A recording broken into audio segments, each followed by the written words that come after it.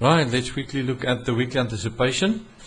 Last week we talked about 142 level being possible resistance. You remember we talked about that spinner there, and then, well, it was busy starting to form on that Monday.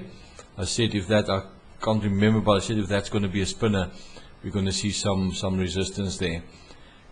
Because that was 1, 2, 3, that was Monday morning. So as anticipated, it was support, resistance, came down, back up, came down. So you can see there is emotion involved again. If we switch to the 4 hours, you can see right over here, up and then down again. So currently close to this bottom line and the 89 SMA on the 4 hour. So at this stage I still favor a move down to this trend line, maybe to that one as well, right over there. You can see there's some resistance there, it might become support. So not a lot of move down, initially about 71, but nothing prevents it from, look, we're in an up all the time, we haven't closed below the 21 yet. It did there, but that was on the 89. The moment it started moving away from the 89, we haven't had a close below that. So just to watch for the close, if it closed below the 21, for the possibility of a move back and a coming down. That is my take for the week, a retest of this trend line that I've got drawn in there. British pound, remember I talked about that spinner moving above there for 100 pips, and that's exactly what happened. But that turnaround, as I said, I would never have anticipated that, but only after that big candle. It was quite not obvious, I can never say obvious, but the indication was there that that's going to be a strong move down. So at least to that trend line that we had, that I've drawn in there. I think we did it on the 4 hours if I remember correctly. Yes, there it was. So that was a definite move down there. Look how it tended to find support there, just could not get away, and then the move below that point there, that one there, that was also a spinner. That was the area that you needed to trade on a short-term basis. For this week, we're at the bottom of that trend line. We're on the weekly trend line bottom, support there, on that trend line support. So it's very difficult to anticipate, to say this thing is going to bounce back up or it's going to come down. Anything can happen. But we came below the 21. At this stage, you can see the 21 has been ignored. And I think this weekly trend line is really playing some sort of role here. So if I would see some strength in that direction, most probably one can start, say, right, if it moves above that point, one can start trading in that direction. Let me just quickly put a marker out there. That will be more or less the target that I will be looking at.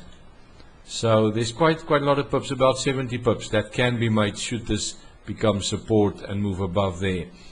But also, if this is going to be a strong down move, if we look at that coming down, we might see a short turnaround. So just be aware of that. After about 30-40 pips, go to break even, just to cover yourself for that possible maybe move down. Only time will tell. Let's see how that's going to play out. Swizzy, as we anticipated, a move back up to the breakout level, but now it's moved on the inside, but we are still below the 21. So that can also become resistance, and the price might start coming down in this direction. Although that is quite a nice bullish candle, but don't let that fool you, because of the fact that it's still on this side of the 21. There's no divergence yet. So just keep that in mind. on the Swissy. US dollar, Japanese yen, we had that pullback and then for 5 days sitting there. Right, so this is also a difficult one to say what's going to happen to it. It looks like we are finding some resistance there, or we are at the resistance level. So should there be a nice bearish candle coming down, then that should be the direction. If it pulls to the inside, I think the 89 is going to be, so we're talking about 80 pips there. If you've got a nice short-term strategy and the price should pull in there, that is, unless it gaps up. If it gaps up, I would wait. Just remember that. At the trend line like that, you get a gap up, just wait for it.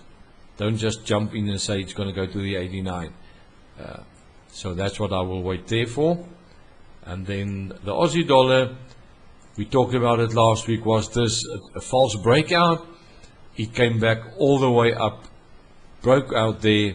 That was the entry level, and currently with about 40 stop, still be in the market. While it was weekend, so most probably would have closed it, but can open up trade if you did that Sunday night, depending on the opening up. But to me, that is a normal breakout, false breakout, actually going right to the top.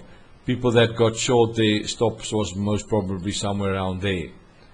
It ran over 250 pips, so some might have taken profit or go to break even if they anticipated a nice big move coming down this way. I don't know. I don't trade that. How can I say 500 pips, 600 pips runs and things like that, say for that. But there's people that do that. The big money, they know they do that. But to me, that was in the other direction. So a possibility of a retest of that level and then a move back upwards. That's my anticipation. That's what I will be waiting for. Let's look at the 4 hours and see what that says. You see there, it's the bearish one. That was the pullback to the breakout level and moving away. That was a beauty. Let's see what we can see on the 1 hour. You can see there. Let it just finish upload itself. Might take a bit of time now. There it is. Either on that one or right over there. You can take that one as well. There was one and there was one. Any one of those two. Stop about 60 pips for about 60 pips gain, somewhere around there. Right, the euro, Japanese yen. Also pull back inside, back to that. You remember we talked about that emotions that is there. So at this stage, very difficult to say. Maybe a retest of that upper trend line. That will be my anticipation, because we had a bounce there, a little bit coming down. So I'll be looking for that direction, another 80 pips or so above that level there, going back up there. That's what I will be looking at in a short-term strategy, or even the 4 hours. Let me see what the 4 hours telling us. There was already the pullback to the breakout level, so maybe the 21 might be support there. Just watch that, and then with a bullish candle, one can trade back up towards that and make it even 100 pips if there's a nice bullish candle coming on Monday. That's what I will be doing there, anticipating. Right, should it come below, then the normal thing will apply. It needs to come below the 21, pull back, and then start it coming down towards the 89 and the 200. The 89, 200 are locked in there, so we are pretty flat here. So that might be also a double top. So just watch that as well, that might act as a double top if I put that on, right over there, double top. So just watch that as well, that if this comes down, then I'll wait for the pullback to the 21 and then a move down towards this level. Then I'll be trading in this area right over here.